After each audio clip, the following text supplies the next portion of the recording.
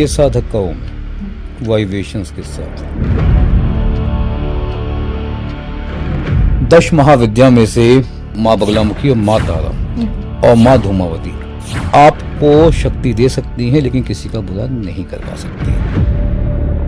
मोदी जी के बाद लोग कई लोगों में चेहरा देख रहे थे, देश का अगला प्रधानमंत्री कौन बनेगा, और आपने इस बीच प्रियंका गांधी का नाम ले लिया। वो पीएम जरूर बनेंगे, लेकिन सिर्फ 4 महीने के लिए। इसके पीछे का आधार सिर्फ साधना और ज्योतिष। कोई कुंडली नहीं? कुंडली देखना छोटे बच्चों का खेल है। कुंडली महसूस की जाती है साधनों से। राघव चड्ढा प्रधानमंत्री? यस, पीएम 10 साल के बाद 39 में वो होंगे। योगी जी है। जिस समय वो गद्दी पे आएंगे ना, अब यकीन जानिए जो पड़ोसी है ना हमारे देश, इनके बीच में मचेगा हाहाकार। शैतान आ गया, उनको शैतान मानते हैं। और इसी नाथ के घर पर अगर कोई दुश्मन वार करेगा तो उसका क्या जवाब ये नाथ देगा? देखिए, हमारे तंत्र में एक ही परिभाषा है, कोई आपको थप्पड़ मारे ना, आप पलट के थप्पड़ नहीं मारेंगे, आप उसका हाथ तोड़ देंगे। कोई आपके लात मारे, उसका पैर तोड़ दें। यही कहता है तंत्र और यही कहता है नाथ संप्रदाय।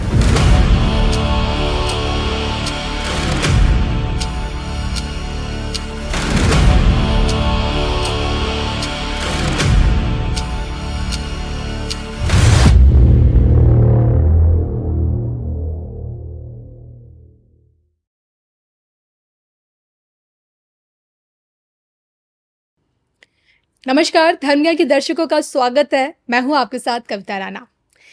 आज के मेरे गेस्ट बहुत ही ज़्यादा मिस्टीरियस हैं। मिस्टीरियस इसलिए हैं क्योंकि जन्म से लेकर मृत्यु तक की तस्वीर दिखा देते हैं। उनका ज्योतिष ज्ञान यूँ तो देखे पिछले 18 से 19 सालों से लोगों के जीवन को एक नई दिशा तो दे ही रहा है, लेकिन जो उनकी भविष्यवाणियाँ होती हैं ना, चौंका देने वाली होती है, क्योंकि उनकी भविष्यवाणी के पीछे का आधार तंत्र, साधना और एनर्जीज पे है। वो ये भविष्यवाणी कर रहे हैं कि अगले साल कैलाश मानसरोवर की वापसी है हमारे देश में। तो वहीं प्रियंका गांधी के प्रधानमंत्री बनने की भविष्यवाणी कर डाली है, और योगी जी को लेकर तो उनकी जो चौंका देने वाली भविष्यवाणी है ना, वो तो मैं क्या ही बताऊं। तो आइए स्वागत करते हैं हम जाने माने एस्ट्रोलॉजर अंश पंडित जी का। स्वागत है सर आपका धर्म ज्ञान में। जय श्री कृष्ण। जय श्री कृष्ण। आपकी आवाज़, आपका कॉन्फिडेंस, और जब आप भविष्यवाणी करते हैं सीना ठोक कर, लोगों को चौंका देती है। सबसे पहले तो मैं चाहूँगी कि आप अपने बारे में कुछ बताएं, जो लोग आपको नहीं जानते हैं। दोस्तों, मेरे बारे में बताने के लिए कुछ भी विशेष नहीं है मेरे पास। मैं बिल्कुल आपके जैसा हूँ, कॉमन मैन। आप लोग अपनी फील्ड के मास्टर, मैं अपनी फील्ड का मास्टर हूँ, बस इतना फ़र्क है। आप समझिए मैं एक इंजीनियर हूँ, जैसे आप हैं। आप गाड़ी ठीक करते हैं, मैं गृह ठीक करता हूँ। लोग चलाते हैं हॉस्पिटल, मैं चलाता हूँ ग्रहों का हॉस्पिटल। कोई जादू नहीं करता, मैं सिर्फ आपकी एनर्जी पे वर्क करता हूँ, उनको बढ़ाता हूँ, आपकी नेगेटिव एनर्जीज़ को कम करता हूँ, और यही आपको नया जीवन देती है। ये काम आप खुद भी कर सकते हैं, इसमें कोई बड़ा काम नहीं है, बहुत सिंपल है, बहुत इजी है। पहचानिए अपनी शक्ति को, अपनी ऊर्जाओं को। जो लोग नहीं पहचान पाते वो मेरे पास आते हैं, लेकिन मेरा आपसे विनम्र निवेदन यही है कि जो आपकी इंटरनल ऊर्जा है उससे बड़ा कोई नहीं है। आपकी ऊर्जा इतनी शक्तिशाली है जो आपको भगवान से ही मिला सकती है, उनकी शक्ति के बराबर भी लेके जा सकती है। मेडिटेशन और अहम ब्रह्मास्मि, ये 2 चीज़ें आपको सर्वशक्तिमान बना सकती हैं। तो कोशिश कीजिए आपको मेरे पास ना आना पड़े, ना ही किसी और के पास जाना पड़े। जो मैं आपको बताने जा रहा हूँ उससे अपनी ज़िंदगी को खुद बदलिए। और एक बात के लिए आपको क्षमा चाहूँगा कि बहुत सारे लोगों की शिकायतें, मैं उनका फ़ोन नहीं उठा पाता। दरअसल मेरे पास एक दिन में हज़ारों फ़ोन आते हैं और मैं सिर्फ 5 लोगों से बात कर पाता हूँ, ताकि सबको पूरा टाइम दे पाऊँ। इसलिए मेरी टीम फ़ोन कम उठाती है, लेकिन आप मैसेज करके छोड़ दीजिए। एक न एक दिन में आए, एक महीने में आए, कॉल बैक अवश्य आएगी, मेरी आपसे बात अवश्य होगी। तब तक के लिए दिल से क्षमा। और आपका आभार, इतना कीमती समय आज आप हमें दे पा रहे हैं धर्म ज्ञान को खासकर।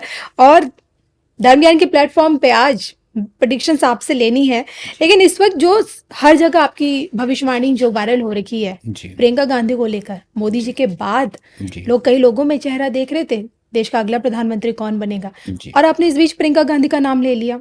इसके पीछे का आधार सिर्फ साधना और ज्योतिष। कोई कुंडली नहीं? कुंडली देखना छोटे बच्चों का खेल है। जिस समय मैंने ज्योतिष शुरू किया था ना, तब मैं कुंडली देखा करता था। आप किसी भी जाने माने अच्छे एस्ट्रोलॉजर के पास जाइए, आपकी कुंडली खोल के नहीं देखेगा, सिर्फ उस कुंडली को टच करेगा, आपको सब कुछ बता देगा। कुंडली महसूस की जाती है साधनों से। वैसे एक बात बताऊं, कुंडली से ज़्यादा शक्ति आपके फेस पे होती है। एक एग्जांपल छोटा सा, एक इंसान का जन्म कहाँ हुआ है? इंडिया में जन्म हुआ है। कहाँ रहता है? अमेरिका में। कुंडली कहाँ बनी थी? यहाँ से। यहाँ से शुक्र ग्रह की दूरी जितनी है, वहाँ से उससे कहीं ज़्यादा होगी या कम होगी? कुंडली बदलेगी नहीं बदलेगी? बदलेगी ना। सेकंड थिंग, व्यक्ति का शुक्र बहुत तेज है, उसने क्या किया है? उसने स्त्रियों का अपमान किया, जी। गंदी लाइफ जी, और अच्छी कपड़े नहीं पहनता, साफ कपड़े नहीं पहनता, लग्जरी लाइफ नहीं जीता, परफ्यूम इस्तेमाल नहीं करता, शुक्र खराब होगा। तो आप कुंडली से उसके शुक्र की डिग्री एग्जैक्ट पता नहीं कर सकते, और चेहरा ही बताएगा। दैट्स वाई फेस रीडिंग ज़्यादा बेटर है। कुंडली से कुंडली देखी जाती है सिर्फ और सिर्फ बेस के लिए। इसी आधार पे मैं लोगों का भूत भविष्य वर्तमान तीनों बता देता हूँ। तो आपको प्रियंका गांधी का वो चेहरा नजर आ गया जो आप शायद राहुल गांधी में नहीं देख पाए? राहुल गांधी एक टाइम पे थे पीएम बनने लायक, बट लोगों ने उनकी खिंचाई कर करके उनको पप्पू बना दिया। वो भी पप्पू जैसे ही गए हैं, उन पे ऊर्जा नहीं है। राहुल गांधी आज एक मैग्नेट है। मैग्नेट पता है कैसे? जहां राहुल गांधी जाते हैं ना, भीड़ लग जाती है। शायद आपने ध्यान दिया होगा इस बात पे। राहुल गांधी लोगों को खींच लेते हैं, हरकतों से कह लीजिए, कॉमेडी में कह लीजिए। जी। उनका फायदा उनको नहीं मिलता, उनके सहयोग को मिलता है। सहयोगी कौन है? प्रियंका गांधी। प्रियंका गांधी कुंडली में राजयोग है, बिल्कुल इंदिरा गांधी वाला। एक बार चेहरा देखिए गौर से, स्कैन कीजिए फेस को। मैंने स्कैन किया था उनका फेस, तो इंदिरा गांधी उनके फेस में लगभग लगभग 70% सिमिलरिटी थी। वो पीएम जरूर बनेंगे, लेकिन सिर्फ 4 महीने के लिए। सिर्फ 4 महीने के लिए? सिर्फ और ये समय कब आने वाला है? 2029। अच्छा, मैं आपसे जानना चाहती हूँ, आपने प्रियंका गांधी के तो 4 महीने बता दिए हैं, वो चेहरा कौन है जो एक लंबे समय तक देश की भागदौड़ संभालेगा आगे चल के? सबसे पहले योगी, 10 साल के लिए। उसके बाद एक ऐसा फेस आएगा जिसका भी कोई नाम भी नहीं जानता ठीक से। वो ऐसा चेहरा होगा जो कांग्रेस से बीजेपी में एंटर कर चुका है। यंग, स्मार्ट, खूबसूरत, टैलेंटेड, लड़ने वाला, जुझारू, और जिसका विवाह बहुत खूबसूरत स्त्री के साथ हुआ है, बहुत फेमस स्त्री के साथ। नाम नहीं बता रहा हूँ, खुल के हर कोई समझ जाएगा। गेस तो कर रहे हैं लोग, मैं भी गेस कर चुकी हूँ। राघव चड्ढा, यस। प्रधानमंत्री। पीएम 10 साल के बाद, 10 साल के बाद नहीं, 29-39 में वो होंगे। आम आदमी को उनको सपोर्ट मिलेगा, जबरदस्त मिलेगा। जो बड़े बड़े बुद्धिजीवी हैं, पूंजीपति हैं, कद्दावर लोग हैं, वो उनसे नफरत करते हैं। आगे और बढ़ेगी, वही उनको ताकत देगी। और उनका जब राज आएगा ना, इंडिया तरक्की करेगा।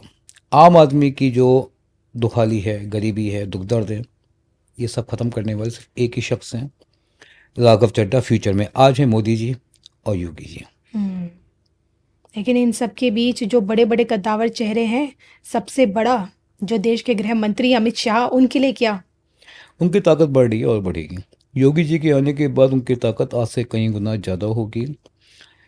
देखिए अमित शाह के बारे में कोई कुछ भी कहे, लेकिन अमित शाह बहुत दिल के साफ व्यक्ति है और धर्मनिरपेक्ष है। लोग कहते हैं हिंदूवादी हैं, मुस्लिम को टॉर्चर करते हैं, ईसाई को टॉर्चर करते हैं। भाई इतने सालों में तो एक केस सुना नहीं किसी मुस्लिम पर अटैक किया हो, करवाया हो। आप बताइए कोई केस ऐसा हुआ हो? तो कुछ भी नहीं हुआ है। जी। अमित शाह बहुत पावरफुल हैं और बहुत पावरफुल बनने भी वाले हैं। उनका एक बहुत बड़ा कारण है देशभक्ति। अगर देशभक्ति के साथ आपके अंदर निडरता है, निर्भीकता, आप एक लीडरशिप कर सकते हो। आप किसी बड़े से बड़े आदमी के सामने खड़े होकर सीना तान सकते हैं, आपको कोई रोकने वाला नहीं है। ये गुण अमित शाह में है।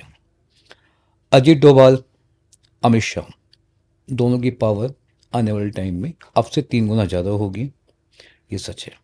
चलिए, पावर तो बढ़ रही है, लेकिन आप अमित शाह में वो एनर्जी, वो पीएम वाली नहीं देख पाए? कुछ लोग पीएम बन के खुश हैं, कुछ लोग पीएम मेकर बन के खुश हैं।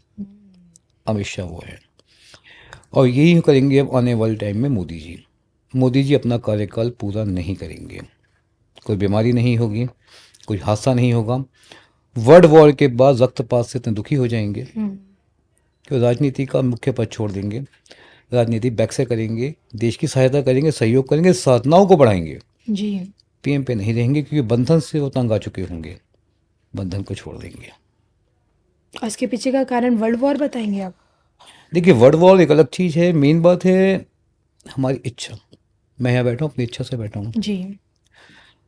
मोदी जी वहाँ बैठे हैं अपनी इच्छा से बैठे हैं, लेकिन वो जो इच्छा है ना वो बहुत लंबी नहीं रहेगी। उनका मन बदल रहा है।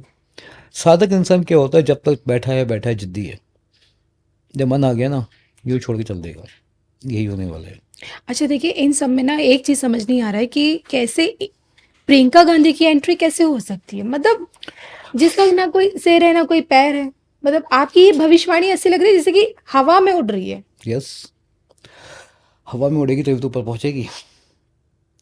2014 में पीएम मोदी को कौन जानता था, ये बताइए। देखिए मुख्यमंत्री तो थे गुजरात के। बिल्कुल थे। प्रियंका गांधी उनसे बड़ी पावर है आज के टाइम पे, जो प्रियंका तब गांधी थे। मुख्यमंत्री नहीं है। मानता हूँ पावर नहीं है, कोई पद नहीं है। कांग्रेस की भी कोई पावर, कांग्रेस उससे मिटती ही नजर आ रही है पूरे भारत में। बिल्कुल, क्यों आ रही है बताइए। मोदी जी के दम पे। हम्म। कोई कारण नहीं है कांग्रेस इंडिया से खत्म होती है, सिर्फ एक कारण है, मोदी जी की ताकत, उनकी साधनाएं, उनकी ऊर्जा। उनका चेहरा देखिए आप, क्या चमक है फेस पे, क्या ग्लो करता है फेस। इसके पीछे का क्या कारण है? साधना। तो आप जानते हैं कौन सी साधना करते हो? देखिए साधक बड़ा गुप्त होता है, तो ये बातें गुप्त रखेंगे आप? मुझे अधिकार ही नहीं है बताने का। जानते मोदी जी भी है मैं कौन सी साधना करता हूँ, लेकिन वो कभी बताएंगे नहीं। आपको क्या लगता है ये बड़े बड़े उद्योगपति हैं, अंबानी जी हैं, अडानी जी हैं, कौन साधना नहीं करवाता? हर कोई साधना करवाता है। स्पिरिचुअल पावर के बिना कोई भी शक्ति हासिल करना असंभव है, विदेशों में भी ओके। उनकी अपनी साधनाएं होती हैं, मंत्र होते हैं। ये लोग पागल नहीं हैं जो बैठे हुए हैं, कभी दान करवा रहे हैं, कभी कुछ करवा रहे हैं। कितने मंत्र इनके चलते हैं, कितने जाप इनके चलते जितने भी हैं। शक्तिशाली देश हैं, व्लादिमीर पुतिन हो, डोनाल्ड ट्रंप हो, ये सब साधना कराते हैं। एवरीबडी। ओसामा बिन लादेन, जब उसको मारा गया था ना, उसके घर में से 18 मौलवी निकले थे। क्या करे थे उसके घर बैठ के, खुद सोचिए। स्पिरिचुअल पावर्स हर धर्म में है। रही बात प्रियंका गांधी की, आप पूछ रहे थे, तो मैं आपको ये बताना चाह रहा हूँ कि उस टाइम मोदी जी को सिर्फ गुजरात के लोग ही जानते थे, और प्रियंका गांधी को आज पूरा देश जानता है। पावर हो या ना हो, पहचान है, पार्टी पकड़ उसी की है। देखिए कांग्रेस क्या है, ये एक ऐसी पार्टी है जो वंशा पे चलती है। जी। बेटा पोता फिर पड़पोता। तब कौन है, राहुल गांधी, प्रियंका गांधी। जो सितारे हैं बुलंद हैं सिर्फ प्रियंका गांधी के, उसका राजयोग है और उसने बनना है, इसको कोई रोकने वाला नहीं है। तो प्रियंका गांधी, हम ये समझे कि प्रधानमंत्री बनने के बाद, भले आप कह रहे 4 महीने के लिए ही बनेंगी, तो कांग्रेस को जिंदा रख पाएंगी वो? सिर्फ 4 महीने के लिए। उसका कांग्रेस भी फिनिश और प्रियंका गांधी का राजनीतिक करियर भी फिनिश। ओके। बच्चे के हाथ में तोप दोगे ना, हम्म। दुश्मन को कम मारेगा, आपको ज़्यादा मारेगा। होना वही है। एक्सपीरियंस नहीं है, नॉलेज नहीं है, राजयोग है। और राजयोग भी प्रबल राजयोग, डबल राजयोग है उसकी कुंडली के अंदर। आप देख लीजिएगा कहाँ से निकल के आएगी, किसी समझ में भी नहीं आएगा। दूसरी बात, आज के टाइम पे यूथ किसको पसंद करता है बताइए। सिर्फ दो लोगों को, एक कौन, प्रियंका गांधी, दूसरा कौन, राघव चड्ढा। जी। यूथ की बात कर रहा हूँ आपसे, किसी की बात नहीं कर रहा हूँ। और पावर यूथ के हाथ में ही आ रही है धीरे धीरे। ये भविष्यवाणी पहले की तरह सच ही होगी। आपकी इन्हीं भविष्यवाणी के बीच मैं आपसे समझना चाहती हूँ योगी आदित्यनाथ जी के लिए। योगी आदित्यनाथ जी, क्या मतलब उन्हें देख के आपको क्या फील आता है, मतलब क्या आप समझते हैं वो उनकी जिस तरह की आभा है, जिस तरह की वो शख्सियत है, जिस तरह से भगवाधारी वस्त्र पहनते हैं, उनके काम को देख के, साधनाएं इतनी करते हैं, गोरख मठ में तो दिन रात उनकी पूजा चलती रहती है।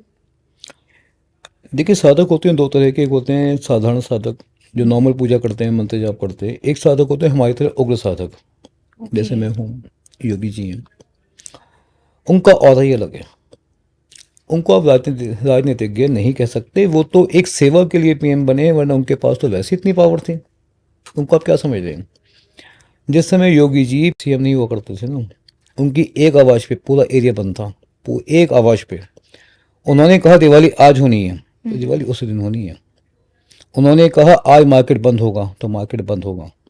उनका अभामंडल देखिए जरा, अब उनके साथ चलते बॉडीगार्ड्स, कद्दावर नेता। उनकी हाइट कितनी है, 5 फुट, अलग दिखाई देते हैं, चेहरा चमकता उनको सूरज की तरह। आवाज़ देखिए उनकी, एक साधक की आवाज़ ना हर आवाज़ से अलग होगी। जी। उसकी आवाज़ में एक वाइब्रेशन अलग ही आपको दिखाई देंगी। ये वाइब्रेशन आपको किसी साधारण इंसान की आवाज़ में दिखाई नहीं दे सकती। इतने पॉलिटिशियन हैं, मोदी जी भी हैं, वो साधक हैं, वो शांत साधक हैं, उनकी आवाज़ में दम है, वाइब्रेशन नहीं है। अजीत शाह, इंदिरा गांधी, बड़े बड़े अपना नेता देख लीजिए, बताइए किसकी आवाज़ में जान है? योगी जी है। जिस समय वो गद्दी पे आएंगे ना, आप यकीन जानिए जो पड़ोसी है ना हमारे देश, इनके बीच में मचेगा हाहाकार। शैतान आ गया, उनको शैतान मानते हैं, हम मानते हैं उन्हें भगवान। उनको देख के कभी आप देखिए, कभी आपको फील ही नहीं आएगा कि ये कोई पॉलिटिशियन है, कोई नेता है। आप उनको देखिए, आपका मन करेगा उनके पैर छू लूं। आप मेंटल हैं, ये हैं योगी जी हमारे। आपने कहा लेकिन पड़ोसी मुल्क यानी जो दुश्मन है वो इन्हें शैतान मार के हाहाकार मचेगा चारों तरफ। खून की नदियां बहेंगी क्या? साधक को ना खून की नदियाँ बहाने की आवश्यकता नहीं पड़ती, उसकी आवाज़, उनकी हुंकार ही काफ़ी है। जब एक अघोरी जाता है ना शमशान में, उसे एक आवाज़ लगाता है, जय महाकाल। जो आत्मा है ना, उस स्थान को छोड़ देती है। यही होते हैं साधक। जब योगी जी आएंगे ना सत्ता पे, दुश्मन हैं, आतंकवादी हैं, खुद ही छोड़ के पीछे हट जाएंगे, किसी हिम्मत कहाँ होगी। आप देखिए 2014 के बाद से, जब से मोदी जी आए हैं, कितने अटैक हुए हैं। चीन ने अटैक किए छोटे छोटे 2-3, कौन हारा? चीन हारा। इससे पहले चीन क्यों नहीं हारा? सैनिक वही है, हथियार वही है, लैंड वही है, जी। नेतृत्व का फर्क। आज हमारे सैनिक जानते पीठ पे कौन खड़ा है? मोदी। वो क्या कहते हैं, वो एक मारे तुम 10 मारो। और कांग्रेस क्या कहती थी? चुपचाप पीछे हट जाओ। पत्थरबाजी हो रही है, धारा 370 उनसे नहीं हटी। सैनिक घायल हो रहे हैं, उनको अधिकार नहीं था गोली चलाने का। ये राइट किसने दिया? मोदी जी ने। प्रधानमंत्री वो भी थे, प्रधानमंत्री बीजेपी के वाजपेयी जी भी थे, जी। बहुत अच्छे इंसान थे, हिंदूवादी थे। शक्ति नहीं थी ना इतनी जितनी योगी जी के अंदर है, मोदी जी के अंदर है। आज वो खुल के कहते हैं इंडिया पे कोई आंख उठा के देखे। ऐसा बयान किसका है आज तक बताइए? एक इंदिरा गांधी थी, आयरन लेडी, जी। उन्होंने अमेरिका के जबड़े में हाथ डाल दिया था और बांग्लादेश बना दिया था। उन्हीं की छवि है प्रियंका गांधी। अब कौन आया है? मोदी जी। तीसरे योगी जी। ये 3 लोग इंडिया को उस ऊंचाई पे लेके जाएंगे कि कोई सोच भी नहीं सकता। ये सच है। आप तो खुद इतने बड़े तंत्र साधक हैं, तंत्र साधना को, अघोर को बड़े समझते हैं बारीकी से। जी। अपना एक लंबा समय आपने इसमें जीवन का दिया है और नाथ संप्रदाय से योगी आदित्यनाथ आते हैं। और मैं तो ये जितना मैंने गूगल में पढ़ा है, किताबों में पढ़ा है कि जब कोई नाथ सन्यासी जीवन से लेकर मृत्यु तक शिव की उपासना में रहता है और जब इनकी मृत्यु होती है तो इनमें ऐसा कोई अंतिम संस्कार तो होता नहीं, समाधि में शिवलिंग ऊपर बनता है। तो ये भी समझना चाहती हूँ नाथ सन्यासियों के बारे में। लेकिन नाथ जो संप्रदाय है ना, बड़ा अलग संप्रदाय है। ये हमारे जैसा नहीं है। नाथ का मतलब क्या होता है? मेरे नाथ तुम ही हो। कौन? महादेव। महादेव। इनका ना कोई घर, ना कोई परिवार। योगी जी के पिता मरे, वो नहीं गए। यस। दिल देखिए आप, कौन रोकने वाला है? हेलीकॉप्टर पकड़ते 1 घंटे में पहुंचते, लेकिन उन्होंने किया था जिम्मेदारी। ये होते हैं नाथ। इतना अंतिम संस्कार पहले ही कर चुके होते हैं। उसके बाद क्या कहते हैं? पंच तत्व से बना हुआ शरीर पंच तत्व में मिल जाना है, नदी में बहा देते हैं। यही है संप्रदाय। और इसी नाथ के घर पर अगर कोई दुश्मन वार करेगा तो उसका क्या जवाब ये नाथ देगा? आपने बहुत बड़ी बात कह दी। नाथ मोदी के जी घर का तो पे टाइम देख लिया हमने, जब पाकिस्तान ने किया तो सर्जिकल एयर स्ट्राइक देख लिया, लेकिन योगी जी की सत्ता में अगर पाकिस्तान ने भारत को छूने की भी कोशिश किया, आग दिखाने की भी कोशिश की, तो यहाँ से क्या जवाब मिलेगा? देखिए, हमारे तंत्र में एक ही परिभाषा है। कोई आपको थप्पड़ मारे ना, आप पलट के थप्पड़ नहीं मारेंगे, आप उसका हाथ तोड़ देंगे। कोई आपके लात मारे, उसका पैर तोड़ दो। कोई आपके परिवार पर अटैक करे, उसके परिवार को समाप्त कर दो। यही कहता है तंत्र और यही कहता है नाथ संप्रदाय। हमारा क्षमा नहीं है। आपके घर पे उनके घर के 2 लोगों ने अटैक किया है, तो दोनों को अटैक करना और ख़त्म करना यही आपकी जिम्मेदारी है। कोई आपका वर्तमान खराब करता है ना, उसका भविष्य खराब करना आपकी सबसे बड़ी लाइबिलिटी बन जाती है। यही कहती है साधना। साधना कभी झुकाती नहीं है, वो कभी नहीं कहती झुक के रहो। जब तक आपके सम्मान पे, आपके परिवार पे, आपके जीवन पे कोई भी अटैक नहीं हो रहा है, आप सिर झुका के बैठिए। अगर ऐसा हुआ है तो परशुराम जी ने भी तलवार उठा ली थी, वो ब्राह्मण थे। जी। यही है साधक। चलिए, आपकी इन्हीं साधनाओं के बीच एक और आपकी प्रिडिक्शन है जो मुझे बहुत हैरान करती है, वो है आपकी कैलाश मानसरोवर, बिल्कुल। कैलाश पर्वत की वापसी।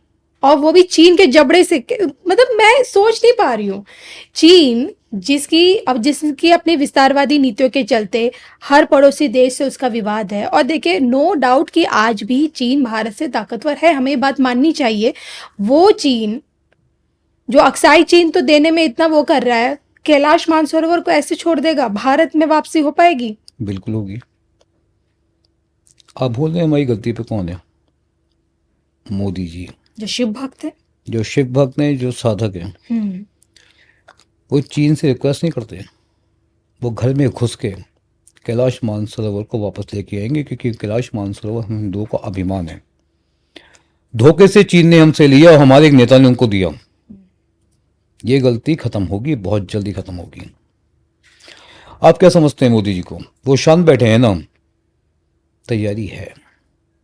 और रही बात दुश्मनों की, आप बताइए एशिया में चीन का सपोर्टर है कौन? जितने सपोर्टर हैं इंडिया के हैं। उसको ले लीजिए, आप कोरिया को ले पाकिस्तान लीजिए। की कम मत आकी। पाकिस्तान की औकात है क्या? न्यूक्लियर पावर तो है, कितनी? जितनी भी हो, लेकिन अटैक से तो डर ये लगेगा। वही बात है ना कि बंदूक आपके हाथ में, गोली मेरे हाथ में है।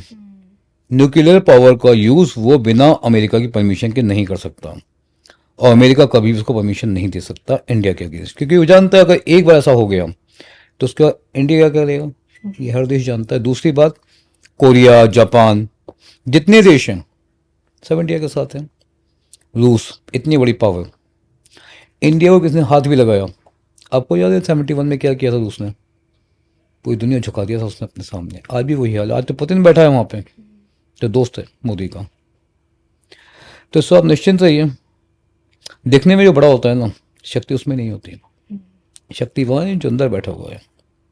आप ही को देखिए, नाव देखिए, खूब बड़ी नाव, पतवार चल रही धीरे धीरे धीरे धीरे, लोग लगे हुए हैं, थके हुए हैं, एक छोटी मोटर बोट आती है, क्यों? पावर। तो आप बड़े शरीर से पावर की गणना नहीं कर सकते। अच्छा, अब अभी आपको क्या लगता है, आप अगर हम इंटरनेशनल अफेयर्स पे बात करें तो युद्ध तो देखिए अभी भी चल ही रहा है ना, रूस यूक्रेन, आपका ईरान इजराइल अमेरिका, चीज़ें चल ही रही हैं थोड़ी बहुत। हम ये नहीं कह सकते कि फुल फ्लेज्ड वर्ल्ड वॉर हो रही है, लेकिन आपकी प्रेडिक्शन इसको लेकर क्या कहती है? मतलब ये जो युद्ध की जो भयावह तस्वीर हमें क्या कुछ बड़ा विकराल दिखाने वाली है? क्या भारत भी उसमें कूदेगा? भारत का कितना नुकसान होगा? युद्ध का मतलब ही हानि है, हानि तो होनी ही होनी है। जी। कोई भी देश ऐसा नहीं होता जिसमें हानि ना पहुंचे। एटॉमिक वॉर होगी, छिड़ेगी। बिल्कुल होगी। मतलब ये अटल सत्य है। ये अटल सत्य है। न्यूक्लियर वॉर भी होगी, वर्ल्ड वॉर में हर देश की हानि होगी। अब बात ये बचती है कौन देश अपने आप को बचा पाता है बड़ी हानि होने से। किसका नेता इतना ताकतवर है जो अपने नागरिकों को उससे रक्षा कर पाए। आपको याद है एक बार संकट आया था, आर्थिक संकट पूरे वर्ल्ड में आया था, इंडिया में ज़्यादा नहीं आ पाया। पता है क्यों? उसमें पीएम कौन थे? मनमोहन सिंह जी। उन्होंने बचा के रखा, उनके हाथ में पावर थी। कांग्रेस के थे, मैं कांग्रेस का विरोधी नहीं हूँ, मैं आपको सच बता रहा हूँ, अच्छा काम किया उन्होंने। ऐसे ही जब वर्ल्ड वॉर होगी उसमें जो भी नेता, मोदी जी ये फिलहाल तो इतना सक्षम अगर हुआ कि दूसरे देशों को अपनी बाउंड्री में घुसने से रोक सके, तो इंडिया का नुकसान कम होगा, लेकिन नुकसान तो होना है। और देखिए, किसी भी नए सृजन से पहले विनाश होना बड़ा आवश्यक होता है। आज जो महाशक्ति बने घूम रहे हैं ना, ये शक्ति बची नहीं है। शक्ति नई उदय होगी, भारत ही होगा, और बहुत जल्दी होगा। लेकिन मोदी जी के तब पीएम नहीं रहेंगे, उसमें पीएम होंगे योगी जी, डैम श्योर। और जब योगी जी की सत्ता आएगी तब हम गल्फ कंट्रीज का, जो मिडिल ईस्ट है, जितने भी मुस्लिम कंट्रीज है, उनका भविष्य आप किस तरफ देखते हैं? देखिए, मुस्लिम कंट्रीज़ की अभी इंटरनल वॉर शुरू होने वाली है नवंबर में ही। और दूसरा कंट्रीज़ की वॉर तो कई बार हो भी चुकी है। इसराइल कई बार अटैक कर चुका है, अमेरिका कई बार अटैक कर चुका है। दूसरा, इस्लामिक कंट्रीज़ में आज के टाइम पे एक अजीब सी मेंटलिटी बन गई है कि ये आतंकवादी हैं, जबकि ऐसा है नहीं। कुछ ही देश ऐसे हैं। तो कभी वर्ल्ड वॉर होती है ना, तो कोई भी महाशक्ति सबसे पहले अटैक वहीं करती है। अटैक किया, पावर ख़त्म, उनके बारे में बात करके फ़ायदा कुछ नहीं है। बिल्कुल। देखिए, अब जगह अपने देश की बात करें तो आप मोदी जी पे, योगी जी पे भी प्रिडिक्शंस कर ही रहे हैं। मैं समझना चाहती हूँ कि हाल ही में तो आपकी ममता वाली प्रेडिक्शन भी ट्रू हुई है, तो क्या लगता है अब ममता दीदी का कुछ आपको भविष्य दिख रहा है? ज्यादातर एस्ट्रोलॉजर्स को तो कुछ नजर नहीं आ रहा है, आप भी यही मानते हैं? नहीं, वो कम बैक करेंगे, कम बैक करेंगी? 100% कम बैक करेंगे नेक्स्ट चुनाव में। देखिए, सीएम तो वो नहीं बन सकती हैं, फिर देखिए कम कम बैक बैक होगा, बता रहा हूँ। विपक्ष में जैसे उनकी स्थिति आज खराब हो चुकी है, वैल्यूज गिर चुकी हैं, पावर्स खत्म होगी, ऐसा नहीं होगा, उनकी पावर्स वापस आएंगी। दिक्कत क्या है सबसे बड़ी कि हम लोग ना जो दिखता है उसको सच मान लेते हैं और भविष्य को देखते ही नहीं है। एक एस्ट्रोलॉजर ने बोला कम बैक नहीं करेंगे, सब कहते हैं कम बैक करेगी। नेक्स्ट चुनाव जो होंगे बंगाल के, उससे पहले उनकी पार्टी मजबूत होगी, विपक्ष में आएगी और काफ़ी काम भी करेगी, अपने आप को बदल के और सुधार के। जो गलती हुई है वो संभाली जाएंगी। और जो बीजेपी का जो विजय रथ 2014 से चलता आ रहा है, ज्यादातर स्टेट्स में बीजेपी अब छा गई, क्या लगता है ये आगे भी चलता रहेगा? कितने सालों से आप आगे का देख रहे हैं भविष्य बीजेपी का? ये बीजेपी का भविष्य तो है ही है, इसको तो कोई रोकने वाला है ही नहीं। 4-5 महीने का बैक आएगा बीच में, लेकिन बीजेपी को अब मैं नहीं समझता 100-150 साल कोई टच करने वाला है। लेकिन तानाशाही कोई नहीं आएगी, जैसे आजकल मैं देखा था कुछ एस्ट्रोलॉजर ऐसे हैं जो भविष्यवाणी कर रहे डिक्टेटरशिप बता रहे हैं, हैं। कुछ नहीं।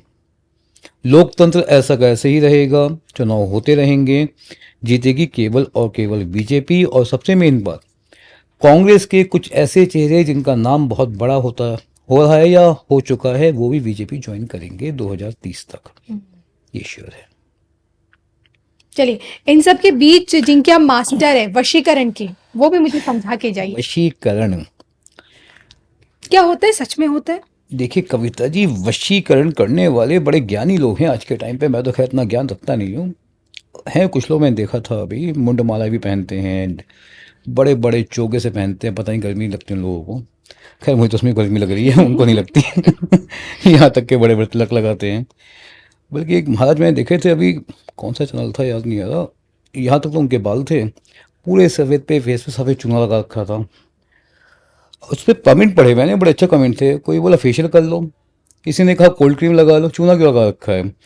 अच्छा, एक ने और कहा था कि ये बर्फ़ सुखा के लगा ली क्या आपने। तो मतलब एक अजीब सी स्थिति वशीकरण को लेकर लोगों ने बना ली है। लोगों को ऐसा लगता है कि हम वशीकरण करते हैं तो हम किसी को अपना गुलाम बना लेंगे एंड लोग हमारे पीछे पीछे as a dog as a slave घूमेंगे। बेसिकली वशीकरण नाम का कोई शब्द शास्त्रों में है ही नहीं। ओके। किसी धर्म में, किसी ग्रंथ में वशीकरण शब्द नहीं लिखा। क्या लिखा है? वश्यकरणम। वश्यकरणम मतलब सम्मोहन की हाई एनर्जी, दैट से वशीकरण। क्या है? सिर्फ और सिर्फ ऊर्जाओं का खेल। एक बात आप देखिए, मेरे पास, मैं आपको शायद बताऊंगा कि मेरी टीम मुझे बताती है कि भैया इसका मैसेज आया था और उसने कहा मैंने करवाया था, हुआ नहीं, वहाँ करवाया नहीं हुआ। 90% मैसेज ऐसे ही आते हैं, मैं कई लोग जा चुका हूँ, उन्होंने कहा शमशान में जाके पूजा करूँगा, ये करूँगा, वो करूँगा।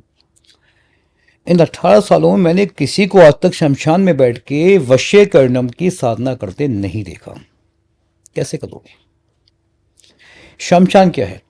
आत्माओं का घर, ठीक, महादेव का निवास था। महादेव का निवास, और महादेव का नहीं, महाकाल का निवास। जी, महाकाल। राइट। आप किसी आत्मा को बुलाते हो, क्या कहते हो कि इस आदमी का वशीकरण करना है। जी। चलो ठीक है, आत्मा ने कहा कि मैं इसके बदले मांस लूंगी, मुर्गा लूंगी, तुमने दे दिया। उसने क्या किया, उस आदमी के पास चली गई, उसके शरीर में बैठ गई जाके। अब क्या हुआ? उसने बार बार उसको अंदर अंदर इंटरनल एनर्जी दी कि तुझे उसके पास जाना है, जाना है, जाना है। होता क्या है, वो आदमी या वो औरत उसके पास जाने के लिए विवश हो जाती है। इसके लिए कार्य किया गया, 100% होता है, मना नहीं करता, लेकिन वो आत्मा वहां से वापस नहीं आती, वो वहीं रह जाती है। ऐसे में जिसके ऊपर किया गया, लड़की पे किया गया, लड़की की मृत्यु बहुत जल्दी हो जाती है, चेहरा काला, यहाँ काले गड्ढे। ये होता है आत्मा के द्वारा वशीकरण, लेकिन ये किसी भी तांत्रिक को अलाउ नहीं है। इसको कर सकता है केवल अघोर साधक, ओके। शमशानी साधक, मसान साधक, औघड़ साधक। औघड़ साधक कभी भी कैमरे के सामने नहीं आएगा, अघोर साधक कभी भी कैमरे के सामने नहीं आएगा। जो बड़े बड़े दावे करते हैं मैंने शमशान में आत्मा पकड़ ली, ये कर लिया, वो कर लिया, मैं टीवी पे चलने के साथ कहता हूँ अगर इतनी हिम्मत है रात को 12 बजे मेरे साथ चल के दिखाओ शमशान, गारंटी देता हूँ एक पैर नहीं डालेंगे। कभी भी शक्ति को ना आडंबर नहीं चाहिए। अगर आपके पास शक्ति है, आडंबर क्यों करेंगे मुझे बताइए। आपका मीडिया हाउस है, तो सबको पता है मीडिया हाउस है, आपने लगाए पूरे बोर्ड? नहीं लगाए ना। बिल्कुल नहीं है, तो है एग्जैक्टली मैं साधक हूँ, तो हम्म, मैं आडंबर क्यों कर रहा हूँ? अगर मैं माला ही पहन रहा हूँ, ये सब कर रहा हूँ, इसका मतलब क्या है? कि मैं दिखाना चाहता हूँ मैं साधक हूँ, मुझे अपने को विश्वास ही नहीं है। जी वशीकरण कुछ नहीं है, वशीकरण सिर्फ आपकी ऊर्जाओं का खेल है। एक लड़की से आप प्यार करते हैं, आपके रिलेशन में है, सडनली कोई बंदा बीच में आया और वो आपसे दूर हो गई, पता है क्यों? उस लड़के की एनर्जी आपकी एनर्जी से ज़्यादा थी और उससे मैच कर रही थी। हम्म, अब आया बंदा मेरे पास, बोला गुरुजी वशीकरण कर दो। पहले फोटो दे, जब फोटो चेक करी तो आपका जो शुक्र था वो वीक चल रहा है इस समय पे, लड़की का शुक्र हाई पावर पे है, उसका शुक्र और हाई पावर पे है। तो मुझे पहले आपके शुक्र को एनहेंस करना पड़ेगा, कितना? जितना उस लड़के का है, उससे कहीं ज़्यादा। उसके बाद में मंत्रों से यज्ञ के द्वारा आपकी एनर्जी मैच करवाऊंगा। सम्मोहन मंत्र है, विद्वेषण मंत्र है, सम्मोहन मंत्र है। ओम ह्रीम सह सम्मोहनाय इति मम वश्यम कलयम सह कुरु फट स्वाहा। इस मंत्र की आप 3008 आहुति दीजिए पंचमेवा से। कुछ मणि होती है, अश्वगंधा होती है, 100% आपके पास आएगा बंदा। लेकिन उससे पहले क्या होता है, आपको विद्वेषण करना पड़ता है। किसका? उस इंसान का जो उस लड़की के साथ मैच कर चुका है। हम्म, आप क्या करते हैं, एक लड़की के ऊपर वशीकरण हो चुका है, थर्ड पार्टी आके वशीकरण कर चुकी है, लड़की आपसे दूर हो गई, आप जाते हैं एक बंदे के पास, भाई इस पर वशीकरण कर दो। बंदे ने क्या बोला, ठीक है कर देता हूँ। उसने वशीकरण कर दिया, करना जानता था, लेकिन क्या वो लड़की उस लड़के के प्यार में और ज़्यादा पागल हो गई। पता है क्यों? उसकी बॉडी पे काला पेंट है, तंत्र काला है, आपने काला पेंट और डाल दिया, हो गया डाल। पर इसको रिमूव कीजिए, फिर अपना पेंट डालिए, तब वशीकरण होता है। ओके ओके ऐसे केसेस मेरे पास मोस्टली आते हैं कि गुरुजी वशीकरण नहीं हुआ। अच्छा, विद्या मैंने जब देखी उनके प्रॉपर चेक किया ना जी, वशीकरण वाकई हो चुका था, काम नहीं किया। क्यों? हम्म, विद्वेषण नहीं करता आदमी। अब मैं आप यहाँ बैठे हैं, अगर मुझे किसी दूसरे पे जाना है, पहले आपको मुझे रोकना पड़ेगा कि आप रुकिए, मैं वहाँ जा रहा हूँ। जी दूसरा बंदा यहाँ पे आके बोलने लगेगा, मैं उसको भगा दूंगा यहाँ से। हम्म। होता है ना ऐसा, यही तंत्र है। अच्छा, इसी तंत्र में जो आप मैं एक तांत्रिक और एक अघोरी तांत्रिक में दोनों में फर्क होता है क्या? बहुत ज़्यादा नहीं, थोड़ा सा। देखिए तंत्र के जो मंत्र है ना, वो बहुत सिंपल मंत्र है, और जो घोर के मंत्र हैं वो मंत्र थोड़े से टफ पड़ते हैं। थोड़ा सामान का फ़र्क है, जैसे कि एक तांत्रिक है, वो मोलेठी, चीनी, बूदा, पानी, गुलाब जल, इनका उपयोग ज़्यादा करता है। जो तांत्रिक है खून का, शराब का, मांस का उपयोग ज़्यादा करता है। कई केसेस में तांत्रिक भी इनका उपयोग करता है, बट शक्ति को देने के लिए। छोटा सा एग्जाम्पल है, आप किसी ऐसे घर में रहते हैं जहाँ पे कुछ नेगेटिव एनर्जीज हैं, हर समय नकारात्मक ऊर्जा भूत प्रेत तो लड़ा नहीं जाता, उनसे समझौता किया जाता है कि यहाँ क्यों रहते हो। वो कहते हैं भूख लगती है, क्या खाना है? 4 मुर्गे चाहिए। कोई बात नहीं, डाल दो चौराहे पे जाके, जो हमने बताया है, शराब चाहिए डाल दो जाके, छुट्टी। शराब जलाना, शराब मांस जलाना और किसी को देना, दोनों में बहुत बड़ा फ़र्क है। बस ये चीज़ लोगों को समझ में नहीं आती। लोगों को लगता है तंत्र आ गया तो मैं शमशान में बैठ रहा हूँ, मैं चीख रहा हूँ, मैं चिल्ला रहा हूँ। ये सब तंत्र नहीं होता। पहले तांत्रिक दुनिया के रावण थे, कभी चिल्लाते नहीं थे। हम्म, इतने बड़े बड़े ज्ञानी हमारे इंडिया में हुए हैं जिन्होंने नदियों के मुख तक मोड़ दिए। हमारे वो थे विश्वामित्र जी, कितने बड़े तंत्र के जानकार थे, महाशक्तिशाली, बिल्कुल सात्विक सिंपल। आजकल पता नहीं लोगों को हो क्या गया है, पता नहीं, समझ नहीं आता। मैं भी गया था हरिद्वार, बताऊँ आपको, तो एक वहाँ दुकान थी, यहाँ जैम स्टोन मिला करते थे, मेरा बचपन का ही मित्र है, मैं गया उसके, मैं कोई चाय पिला दे। जब चाय पीने बैठा जब उसके यहाँ, तो मैंने देखा कि उसके यहाँ तमाम काले कपड़े, ये मोटी मोटी मालाएं प्लास्टिक की, और वो कमंडल, इतने बड़े बड़े मुंड। मैं गई, क्या ड्रामा है भाई तेरे पास? बोला भैया बहुत बिक रहा आज के टाइम पे। मैं कहा मतलब? बोला पहले 1-2 महीने कोई आता था मांगने के लिए, आज के रोज के 10-20 पीस ही बिक जाते हैं मेरे, और मन मांगे रेट पे। एक प्लास्टिक का मुंड इतना बड़ा, उसको ने पेंट कर रखा, जाने का ऐसे बिल्कुल इंसानी मुंड लग रहा था। मैं कितने बेचता है? बोला 2,500 रुपये का। मैं कहा आता कितने का? बोला 200 रुपये का। सबको वही चाहिए। लोगों को लगता है काले कपड़े पहन रखे हैं, चीख रहा है, शक्ति होगी। ये शक्ति होती है? नो। तभी आपने बताने की कोशिश की है कि जो एक तांत्रिक होती है, जो उसकी साधना होती है, जो शक्ति होती है, उसकी आड़ में भी कई लोग आडंबर का काम कर ही रहे हैं मार्केट में। देखिए मोस्टली लोग, अगर रियल में कोई साधक है ना, तंत्र का इनकी साधक, पहचान कैसे करें? देखिए, कोई अगर परेशान है, वो कैसे पहचान करें आवाज़ कि अंश पंडित जी के पास आए या किसी XYZ पंडित के पास जाए? बताता हूँ, 3 चीज़ें। हम्म, पहली उसकी आवाज़। अगर तंत्र का जानकार है साधक के आवाज़ में वाइब्रेशंस होंगी ही होंगी। एक छोटा सा एग्जांपल है, मैं आपसे कहता हूँ ओम का जाप कीजिए, एक बार करके दिखाइए। ओम।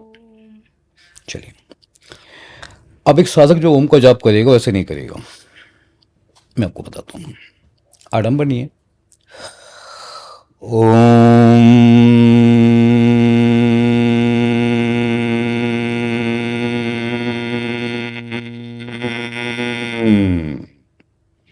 ये साधक का ओम है, वाइब्रेशंस के साथ। ओके, आवाज में वाइब्रेशन होनी चाहिए। आवाज़ में वाइब्रेशंस होंगी और साधक के अंदर अलग ही लेवल का कॉन्फिडेंस होगा। जो आप में तो मुझे बहुत दिखता है। मुझे ऐसा लगता है इस कॉन्फिडेंस मेरा नहीं है, ये शायद आप लोगों का प्यार है। दर्शकों का प्यार है आपके लिए। आप सब लोगों का ही प्रेम है जिन्होंने इस लायक बना दिया है, वरना मैं तो पिछले 18 सालों में कभी टीवी पे आना पसंद नहीं करता था। हमारे विकास जी हैं, उनका शो है पॉडकास्ट का, बड़े चरित्र के बड़े अच्छे इंसान हैं और बड़े ही दिल के साफ इंसान हैं। जी।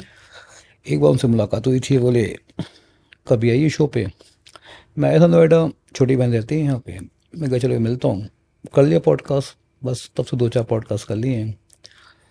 तो बस मैं आप लोगों से यही कहना चाहता हूँ कि आडंबर कभी भी शक्ति की पहचान नहीं होते, हमेशा पहचानिए सामने वाला आपसे जो कह रहा है उसमें ज्ञान कितना है। आज मैं आपको कुछ रेमेडीज ऐसी देने वाला हूँ जो रेमेडीज़ आपकी लाइफ को पूरी तरह चेंज कर देंगी। इनको अवश्य कीजिए और यकीन जानिए ये रेमेडीज़ आपको किसी भी किताब में, किसी इंटरनेट में नहीं मिलेंगी। ये रेमेडीज़ जो होती हैं साधना से प्राप्त होती हैं, शक्तियाँ आपको बता देती हैं। तो सबसे पहले मैं आपको बताऊँगा एक ऐसी साधना जो देखने में इतनी सी है, अगर आप उसे 15 दिन लगातार करते हैं ना, आप एक मनी मैग्नेट बन जाते हैं। ओके। बहुत छोटा सा उपाय, एक छोटी सी मैग्नेट लीजिए गोल, उसको रेड कलर के कपड़े में बांध लीजिए, अपनी पॉकेट में हमेशा रखिए। एक मंत्र अपनी सांसों में बसा लीजिए, कौन सा? धनाय नमः, धनाय नमः, धनाय नमः, धनाय नमः। आप जब सांस लेते चलता जाए धीरे धीरे हैबिट हो जाएगी। ये मनी मैग्नेट है। आपके ग्रह कैसे हों, गोचर कैसे हों, कोई फर्क नहीं पड़ता, पैसा आना ही आना है। एक मैं आपको बड़े हंसी की बात बताऊंगा आज, 7:30 लोग, कई लोग ऐसे कहते हैं गुरुजी मेरी 7:30 चल रही है, बुरा वक्त चल रहा है। परसों केस बताता हूँ आपको, एक लड़की आई थी मेरे पास यहाँ दिल्ली से, वो मॉडल थी, फैमिली अच्छी थी उसकी। मैंने कहा क्या हुआ बेटे? बोली गुरुजी 7:30 चल रही है, बड़ी परेशान हूँ। मैं कब से चल रही है बेटे? बोली 3 सालों से। मैं कहा अच्छा, हुआ क्या? बोली मॉडलिंग का काम नहीं मिल रहा, मम्मी पापा से लड़ाई चल रही है, और सबसे मेन बात मन बेचैन रहता है। मैं कहा ठीक है। मैं बेटा कब से है ऐसा? बोली गुरुजी लगभग 8-9 सालों से है। मैं कहा ठीक है, अच्छा एक बात बता, 7:30 कब से है? बोली 6 महीने से। मैं तो ये कहना चाहती है मतलब 1 साल पहले 7:30 का असर शुरू हो गया था। बोली हाँ गुरुजी लगता है मुझे 1 साल पहले 7:30 ने इफेक्ट करना शुरू कर दिया। मैं कहा ठीक है। मैं अच्छा एक बात बता, 7:30 होती क्या है? बोली आप नहीं जानते? मैं नहीं जानता 7:30 किसे कहते हैं, तो ही बता दें। बोली शनि जब 7.5 साल के लिए आता है ना, वो 7:30 बन जाती है। मैं कहा अच्छा ऐसा है क्या? बोली हाँ गुरुजी। मैं कहा 7:30 क्या करती है? 7:30 के इंसान तो बिल्कुल पत्थर हो जाता है, लोग उसे चिढ़ने लगते हैं, लोग उसे परेशान करने लगते हैं। मैं कहा बोली पैसों की परेशानी आती है, लोगों का मान सम्मान फेम खत्म हो जाता है। मैं कहा, शनि करता है ना ऐसा? बोली हाँ। मैं कहा बेटे 2008 से मेरे ऊपर शनि की महादशा थी, अभी खत्म हुई 2 महीने पहले। इतना मान इतना सम्मान मैंने शनि की दशा में कमाया है। देश विदेश में लोग मुझे जानते हैं, रिस्पेक्ट करते हैं। आज मैं कहीं चला जाता हूँ, लोगों को पता चल जाए मैं आया हूँ, लोग मेरे पीछे पीछे भागते हैं। तो शनि को तो खराब कैसे कह रही है? बोले गुरु जी फिर बताओ। मैं कहा बेटा एक बार में करोड़ों लोगों के ऊपर 7:30 चलती है जी। गुरु जी राशि के हिसाब से। मैं चल ठीक है। एक आदमी अक्षय कुमार, एक आदमी अभय। अक्षय कुमार अरबों का मालिक, अभय 15-20 ही जॉब करता है, एक ही राशि है। अब शनि उसका कुछ बिगाड़ नहीं रहा, अभय के पीछे पड़ा हुआ है। तो शनि क्या पावर देख के डरता है? ऐसा नहीं है। बोली चक्कर क्या है? मैं कहा बेटे हुआ कुछ नहीं है, आपके शनि के अंदर महादशा आ गई, सॉरी आपके चंद्रमा के अंदर महादशा किसकी आ गई? शनि की। उसने बना दिया विषयोग। विषयोग मतलब जहर। अपने आप को अपमानित करेंगे, पैसा रुकेगा, व्यापार में दिक्कत आएगी, मान सम्मान की हानि होगी, क्योंकि आपकी हर जगह जहर पड़ चुका है। जी। बोली गुरुजी मैं बहुत कुंडली दिखाई, कोई फायदा नहीं हुआ। अगर रेमेडी क्या करी? बोली रेमेडी मैंने एक करी, एक तो नीलम पहना है। और मैं कहा बेटा जितनी बड़ी तेरी उंगली उतना बड़ा तो नीलम पहन लिया। अच्छा नीलम भी, आप बड़ी मजे की बात सुनिए, नीलम उसमें पहने थे कितने? 3 नीलम थे, ओह माय गॉड। और तीनों नीलम चमकते हुए, शाइनिंग। एक नीलम खूनी नीलम जिसके अंदर रेड स्पॉट होता है, और उसके मेरे ख्याल से ओवरऑल कॉस्ट लगभग शायद 13-14 लाख रुपए के उसने स्टोन पहने थे, वो भी गोल्ड के अंदर। मैं कहा ठीक है। मैं एक तरफ तो ये 7.5 ही दुखी कर दिया अकॉर्डिंग टू ज्योतिषी, एक तरफ तुमको ताकत और दे रही है। बोली गुरुजी मैंने सुना था रत्न पहनने से ग्रह शांत होते हैं। मैं कहा अच्छा।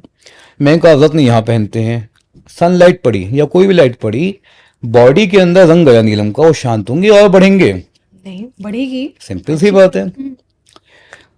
बोली गुरुजी तो मेरी समझ में नहीं आई ये बात, मैं तो बड़ी परेशान थी। मैं उसको उतार रख अंदर या बेच दे वापस, क्या करूँ? मैं करना है क्या, इसमें कुछ नहीं है। जहर, जहर को काटता कौन है? जहर। शहद। ओह जहर को शहद काटता है। ज्योतिष में शहद को ही अमृत माना गया है कलयुग के अंदर। जहर को जहर काटता है, तंत्र भाषा में, ज्योतिष में नहीं काटता। अच्छा। और जहर काटने वाले सबसे बड़े कौन? महादेव। और महादेव को जहर से बचाने वाली कौन? माँ तारा। बोली गुरुजी क्या करूं? मैं करना कुछ भी नहीं है बेटे, ये सब होता। शहद की शीशी छोटी सी गले में टांग ले अपने, सबसे पहली चीज। महातारा का कवच पढ़ रोज, पानी रख सामने, 3 कवच पढ़, पानी पी ले, हो गया खत्म। उसमें करना है क्या है? बोले गुरुजी कुछ और बढ़िया उपाय। मैं बढ़िया उपाय करना है तो एक काम कर, मोती पहन ली बात का। नहीं गुरुजी ऐसा उपाय बताओ जिस उपाय से मुझे 3 दिन में आराम पड़ जाए, 4 दिन में। मैं कहा ठीक है 10 लाख रुपये जमा कर दे, बाहर से कर दूंगा। बोली हाँ गुरुजी कोई बात नहीं, करोगे क्यों? मैं कुछ भी नहीं करूंगा। बोली मतलब मैं क्या करूंगा? तूने भी पैसे लेने का शौक है, मैं ले लेता हूँ भैया, तो करूंगा आपसे। उपाय मैं नहीं करूंगा, उपाय आपको ही करने हैं इसके। आप नहीं करोगे, ब्राह्मण बैठवाऊंगा, आप संकल्प करवाऊंगा, आपसे उपाय करवा दूंगा, छुट्टी हो गई। अभी 10 लाख रुपए आपसे लेता, आप कहते हैं हाँ सही है। अब मैं पैसे नहीं ले रहा हूँ, आपको फ्री की रेमेडी बताऊँ, आपको परेशानी हो रही है। इसी बात का फायदा हमारी फील्ड के लोग उठाते हैं लोगों की। बल्कि आपको आज का किस बताता हूँ। मैं देहरादून से आ रहा था, दिल्ली से, तो ड्राइवर चला रहा था, मैं पीछे बैठा हुआ था, तो ऑफिस की लड़की का, स्टाफ है हमारा, कॉल आया। बोली गुरुजी एक बहुत अर्जेंट बात है। मैं कहा अच्छा चल बता, ऐसी इमरजेंसी मतलब क्या होगी? बोली गुरुजी ये लेडी हैं यहाँ रहती, ये आपकी सिंगापुर में, बड़ी परेशान है। मैं कहा क्या हो गया, बात करा। अच्छा जब बात करी, अच्छी लड़की थी, पढ़ी लिखी, वेल एजुकेटेड, और बड़ी अच्छी पोस्ट पे थी, किसी कंपनी की शायद चेयरमैन थी, ऐसी थी, बढ़िया सैलरी पे जी। मैंने कहा बेटे क्या हुआ? बोली गुरुजी पिछले 1 महीने से नींद नहीं आ रही है, जबकि बिल्कुल मेडिटेशन करती हूँ, योगा करती हूँ, फिट है बॉडी मेरी। मैं चल कोई बात नहीं, तो उससे परेशानी क्या है? बोली गुरुजी मैंने कुछ लोगों को दिखाया, तो कोई बाबा थे, पता नहीं क्या नाम बता रही थी उनका, वो उनको मैंने अपनी फ़ोटो भेजी, बोले तेरे पर मारण तंत्र किया गया है। मैं कहा अच्छा, इसकी वजह से तुझे नींद नहीं आ रही, 3 से 4 महीने 5 महीने तो ख़त्म हो जाएगी। मैं कहा भाई बड़ी खतरनाक भविष्यवाणी, तो मुझसे भविष्य वक्ता है कौन सा है? कुंडली चेक करी उसकी मंगा के, फ़ोटो चेक करी, कोई परेशानी थी ही नहीं। मैं बेटे आपके ग्रहों में कोई दिक्कत नहीं, कोई विषयोग नहीं है, आपका चंद्रमा खराब नहीं, चंद्रमा बहुत अच्छा है, शनि भी आपका ठीक है, कल से भी आप इफेक्ट दे नहीं रहा है, मतलब क्यों लग रहा है आपको ऐसा? मैं बेटे ऐसी कोई परेशानी नहीं। कई बार होता है एंजाइटी की वजह से, कोई प्रेशर हम ले लेते हैं, उसकी वजह से नींद नहीं आती, नॉर्मल चीज़ें हैं ये। गुरुजी तंत्र तो है, मेरे बेटे किसी प्रकार का कोई भी तंत्र नहीं है। नहीं गुरुजी मैंने आपका नाम बहुत सुना, लेकिन मुझे आपसे बात करके लगा आपको कोई नॉलेज वॉलेज नहीं है। मैं कहा बेटा तो सही कह रही है। मैं कहता हूँ तंत्र है, 5 लाख रुपये दे दे, अभी काट देता हूँ, ओम फट सुहा करता, तेरा तंत्र ठीक हो जाता। तो उनने खैर फ़ोन रख दिया। फिर दोबारा फ़ोन आया आधे घंटे बाद उसी लड़की का, और स्टाफ के पास मेरे, कि गुरु से बात करनी उन्हें। मैं कहा मना कर दो, मुझे उससे कोई बात नहीं करनी, उसकी फ़ीस जो थी वापस कर दो उसको। तो उसके भी मेरे ख्याल 25-30 मैसेज आ चुके हैं, प्लीज़ 2 मिनट बात करा दीजिए वो करा दीजिए। तो इसलिए ये ना एक अजीब सी बात बन गई है। आपको छींक आ गई तो आप पे तंत्र है, हम्म, आपको धन की हानि हुई, किसी ने लक्ष्मी बांध रखी है, आपका व्यापार नहीं चल रहा, आप व्यापार बंधन हो गया है। जी। मजाक है तंत्र करना किसी के ऊपर। आप बीमार पड़ गए तो किसी ने आप पे नजर लगा दी है। नज़र तो खैर मैं मानता हूँ नॉर्मल लगी जाती है, हम्म, कई बार नज़र इकट्ठी हो जाती है बहुत सारी। नजर का तोड़ बता के चले जाइए। नज़र का तोड़। जो एक आम इंसान अपने घर पे या किसी के बच्चों पे लग जाए, घर पे लग जाए, परिवार पे लग जाए। हर पॉडकास्ट में सोचता हूँ कोई इंटरव्यू ऐसा ना हो कि मुझे गालियाँ ना पड़े, लेकिन पढ़नी तय है। देखिए नज़र ना आप लोग खुद लगवाते हैं या किसी को भी फॉल्ट नहीं है। कैसे? अब कैसे क्या है कि आपने कार खरीदी, हम्म, शाइनिंग वाइनिंग मारी फेट और चल दिया। अब कोई आपको घूर के देख रहा है, आप पलट के उसको जैसे देख रहे हो, अपने अंदर से आप खुद वीक कर रहे हो, नज़र अपने आप लगेगी। आप उसे इग्नोर करो। आप सड़क पे जा रहे हैं, कुत्ते भौंकते रहते हैं ना, आप शर्ट से कार से निकल जाते हैं, कुत्ते वहीं शांत हो जाते हैं। हम्म, आप लोग किनको गालियाँ दो, पत्थर मारो, वो और भौंकेंगे। एग्जैक्टली यही काम करती हैं ऊर्जाएं आपकी। ओके। रिफ्लेक्ट कर क्यों रहे हो आप? आपको गाली दे रहे हैं, अपने आप को आप इतना स्ट्रांग बनाइए कि आपके सामने गाली देने की हिम्मत कोई कर ना पाए। नज़र चीज क्या है? अगर फिर भी आपको ऐसी दिक्कत आ रही, एक छोटा सा उपाय आपको बताऊंगा। आपको लेना है शनिवार की रात के समय 1 कटोरी में पानी, उसमें डालना है थोड़ा सा काजल, पानी को काला कर लीजिए। हम्म, उसने अपना फेस देखिए, बहुत हल्का सा दिखाई देगा। चौराहे पे जाइए, कटोरी फोड़ के वापस आ जाइए। जितनी नज़र होगी, काला काला स्पॉट होगा, हेडेक होंगी, सब खत्म हो जाएगी वहीं पे। लेकिन ब्लैक मैजिक होता है, पहले बता दूं।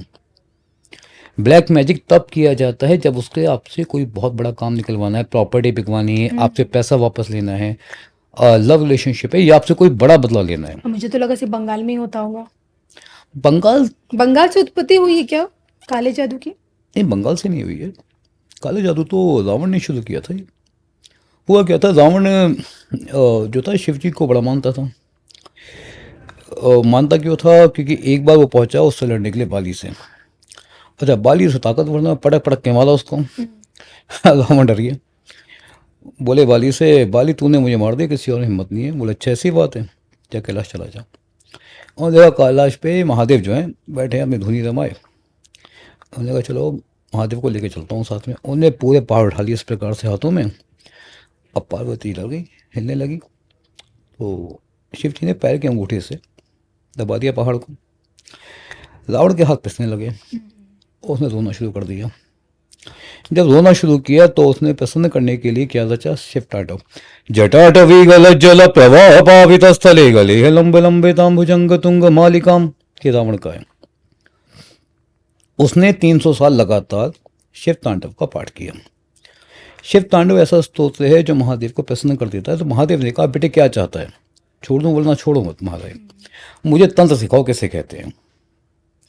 महादेव ने 700 वर्षों तक उसे वहीं बैठे बैठे उसी स्थिति में तंत्र सिखाया। ओके। 700 साल रावण के हाथ अंदर, ये हथेली बाहर, ये संत, और महादेव उसको तंत्र का ज्ञान दे रहे हैं। सोचिए कितना बड़ा तंत्र था वो। तंत्र हुआ, सीखा उसने। रावण कौन था? राक्षस था। जैसे ही उठा वहां से, उन्हें तंत्र का प्रयोग कहाँ किया? इंद्र के दरबार पे। ओके।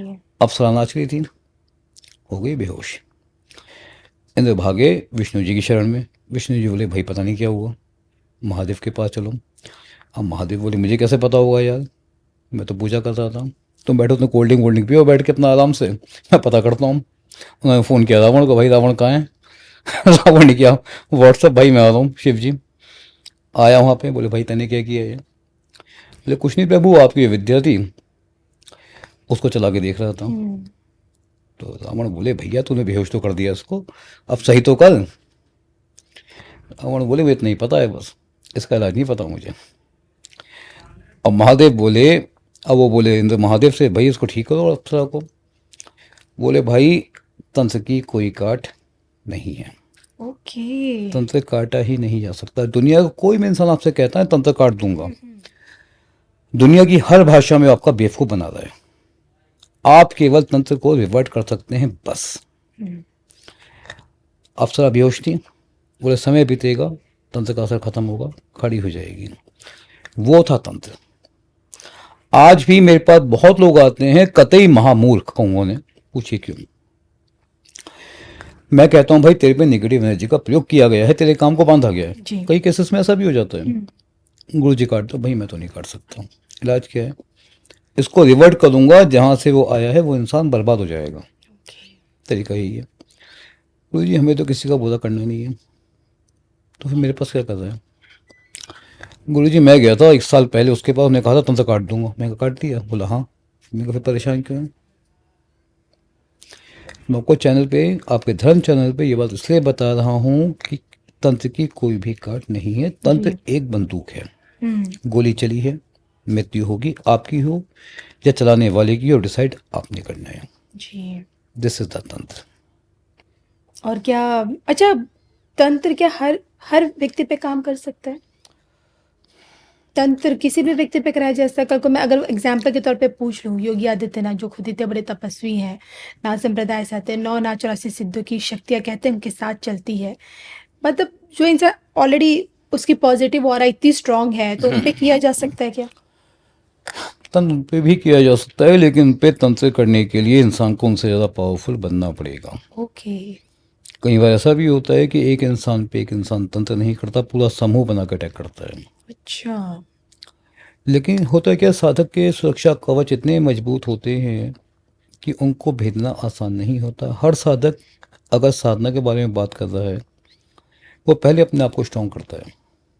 एक ही नियम, एक ही मंत्र, एक ही यज्ञ, वो आज तक चलता है। जैसे मैं आपको बताता हूँ कि जमाने से मेरा नियम है सुबह 5 बजे उठ के 9 साढ़े 9 बजे तक साधना करना, शाम को यज्ञ करना। ये मैं करता ही करता हूँ, देहरादून में हूँ तो।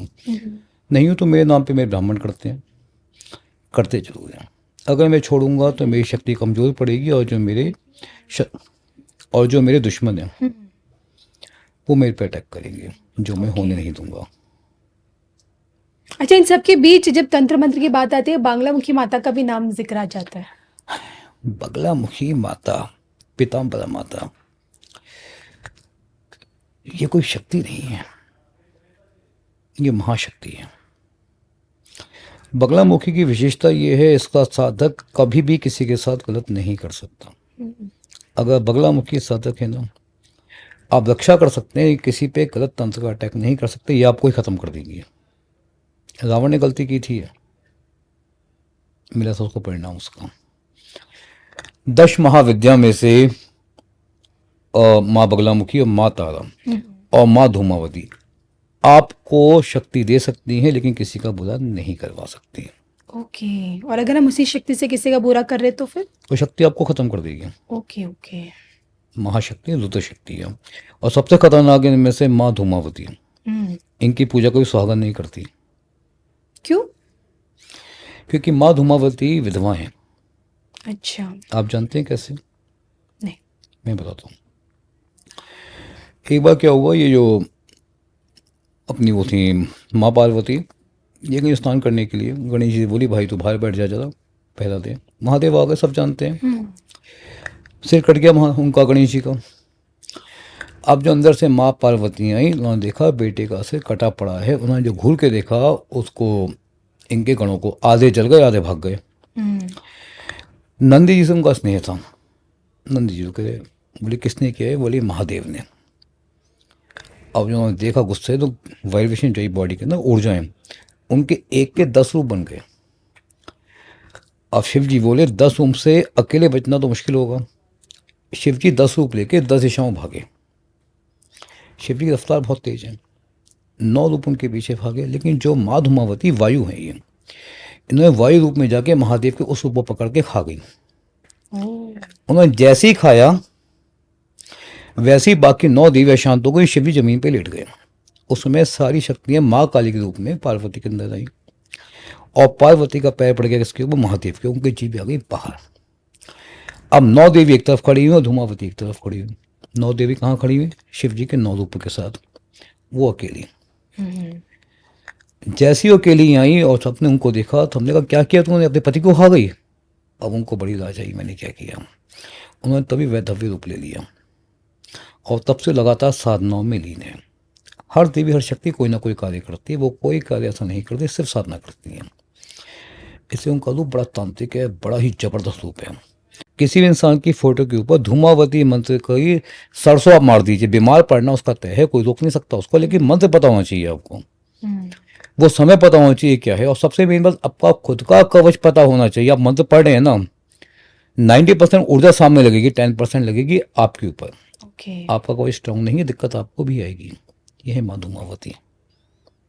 चलिए, आज आपसे बहुत कुछ जानने को मिला कि तंत्र साधना में अघोर ये सब क्या होता है, और सबसे बड़ी बात है आपकी इतनी बड़ी बड़ी प्रेडिक्शंस जिन्हें आप फुल कॉन्फिडेंस के साथ करते हैं। लेकिन देखिए, कमेंट्स में लोग आपको सवालों के घेरे में लेंगे, अगर भविष्यवाणी गलत हो गई फिर तब क्या? देखिए, मैं चाहता हूं मेरी भविष्यवाणी कोई ना कोई गलत हो, ये मेरे दिल से इच्छा है, क्योंकि मैं इंसान हूं, मैं कोई भगवान नहीं हूं। कोई इंसान ये कहता है कि मैं सब कुछ कर सकता हूं, तो अपने आप को भगवान के बराबर बनाने का प्रयास कर रहा है, जो प्रयास मैं कभी नहीं करूंगा।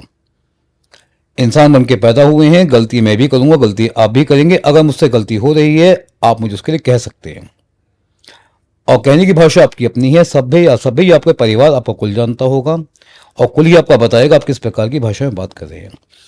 लेकिन अगर मेरी 10 में से 8 या 9 प्रेडिक्शंस भी सही हो रही हैं, सो आई एम नॉलेजेबल। एक गलती या 2 गलतियां होना बड़ी कॉमन सी बात है। उसके बाद आप मुझे ट्रोल करना चाहते हैं, मुझे गालियां देना चाहते हैं, तो आपका स्वागत है, मैं आपको मना नहीं करूंगा। चलिए, आज के पॉडकास्ट में बस इतना ही। उम्मीद है कि अगले पॉडकास्ट में अन्य विषय पे आपसे बहुत कुछ जानने को मिलेगा, मुझे और धर्म ज्ञान के दर्शकों को। दोस्तों, आज मैं आपके सामने एक विशेष बात कहना चाहूंगा। तंत्र और ज्योतिष बड़ी पवित्र चीज है, इसका कोई भी दुरुपयोग मत कीजिए, बहकावों में आडंबरों में मत आइए।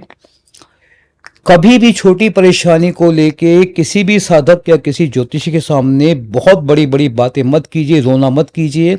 अगर आप ऐसा करते हैं, आपका निश्चित रूप से फायदा उठाया जाएगा, और इससे आपको ही परेशानी आएगी, उसका कुछ नहीं बिगड़ेगा, उसका लाभ ही उठाएगा।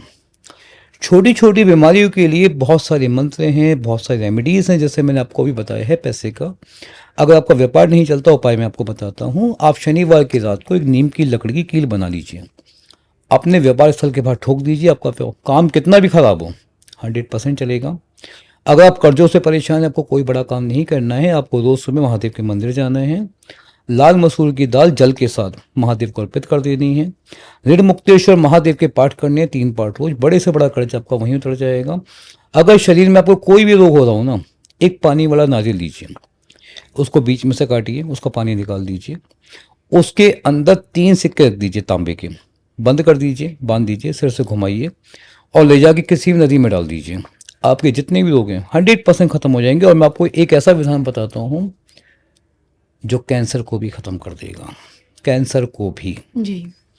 सूर्य एकमात्र ऐसे ग्रह हैं जिनके किरणें कैंसर की गांठ को उड़ा के फेंक देती हैं। कोई भी व्यक्ति इसके पास डॉक्टर ने समय दिया हो, उसको क्या करना चाहिए, उसको रोज सुबह उठना है, एक कटोरी में जल लेना है, और सूर्य गायत्री मंत्र के 1000 पाठ करने हैं। नहीं पढ़ सकते साफ, यूट्यूब पे चला लीजिए। उसकी वॉइस की जो आवाज़ है, उसकी जो वाइब्रेशन है ना, वो उसमें जानी चाहिए पानी के अंदर। उसको पिलाइए और कैंसर वाली जगह पे लगाइए। 108 दिन करके देखिए और टेस्ट करा लीजिए, 100% आपकी लाइफ में चीज होगा। रावण संहिता में और भृगु संहिता में इतनी शक्ति है, आपका प्रेजेंट, आपका पास्ट, आपका फ्यूचर तीनों बता सकती है। जैसे मैं आपको बता देता हूँ, कई लोगों को मैंने ऐसे केस बताए हैं कि आपके साथ क्या हुआ है, क्या हो रहा है और क्या हो सकता है। जैसे मैं आपका भविष्य बता रहा हूँ, मैं आपके भविष्य को चेंज भी कर सकता हूँ, लेकिन पूरी तरह नहीं। कोई नेगेटिव एनर्जी है, मान लीजिए राहु खराब है, उसका असर खत्म कर दूंगा, लेकिन 20% असर तब भी रहेगा ही रहेगा। आपकी ज़िंदगी नहीं बदल सकता पूरी तरह से। तो एग्जैक्टली कभी किसी परेशानी को लेके रोइए मत किसी के सामने। जिससे आप बात करें ना, जैसे आप जाते हैं दुकान पे सामान खरीदने, क्या कहते हैं, मुझे ये चीज़ चाहिए, उसके पागल हो जाते हैं, ये चाहिए, ये चाहिए, ये चाहिए, ये चाहिए। ये नहीं करना है। इसी का फायदा आपका नकली लोग उठाते हैं। सच्चाई को पहचानिए, सत्य को पहचानिए, सोवरनेस को पहचानिए, और सबसे मेन बात, आडंबर से दूर रहिए। ईश्वर आपका कल्याण करें। जय श्री कृष्ण। जय श्री कृष्ण।